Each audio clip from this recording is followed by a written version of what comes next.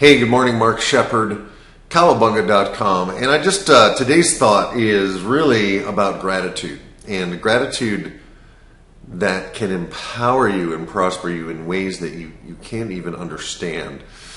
Here's an example. I get a call just after finishing breakfast from Firestone on Wolf Road in Albany, New York, right?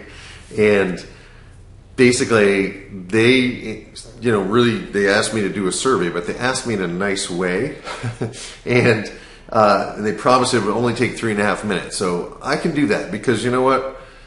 The guys at Firestone spent 5 hours trying to find an electrical short in my left rear backup light turn signal thing, and can't drive the car illegally, and I'd been stopped by cops like 3 or 4 times, and I'd been busy, and I hadn't had a chance to get in. And finally, I got in, and I knew, I had to kind of kill time for 6 hours while they worked on it because they didn't know how long it would take. They couldn't tell me, and some people might be annoyed, but I just kept staying in gratitude because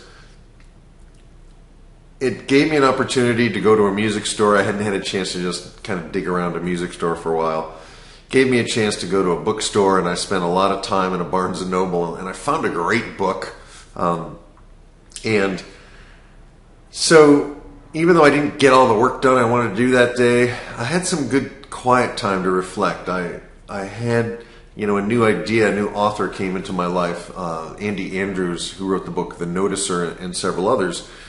And it inspired me. So, and I got back to Firestone when it was ready, and they literally charged me $99 for the diagnostic time. They did not charge me for 6 hours of time. If they had charged me $99 for each hour, it would have been like $600, right? So they didn't make a profit on me on Friday, right? But they got the job done, and I just am so grateful to the crew at the Firestone on Wolf Road.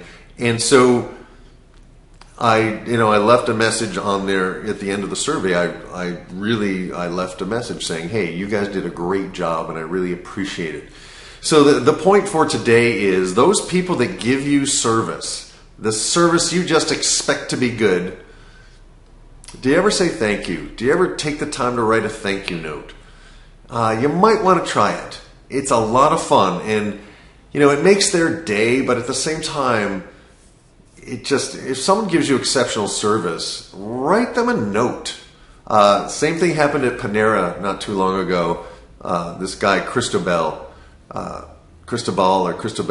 he goes by Chris, but it's not Christopher, it's Cristobal. He saw me come, and he starts putting in my order because he knows what I get. Right? They have like one thing that I can eat there, right? And that's what I get. So I wrote a thank you note to him.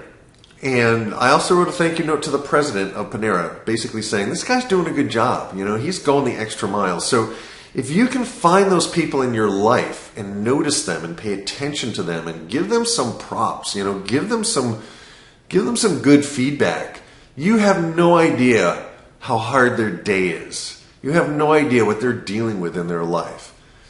And for them to give you good service, in spite of their own personal stuff that's going on, whether they like you or not, they're giving you good service.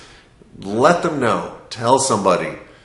Write a letter. I've done that for airline stewardesses over the years. I don't do it all the time, but when somebody just really stands out, I just think it's worth it because I know also kind of when I give good service, and I always do my best, very few people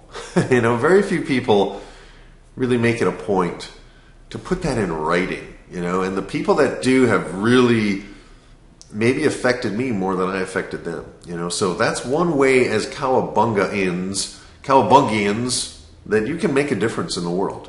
And you can do it today. You can change the world today by really sincerely thanking someone who has given you really good service. So that's it for today. It's really short. Cowabunga.com. Send somebody a thank you note today. And you might be surprised at how much better your day goes because of it. Thanks so much. Mark Shepard, cowabunga.com.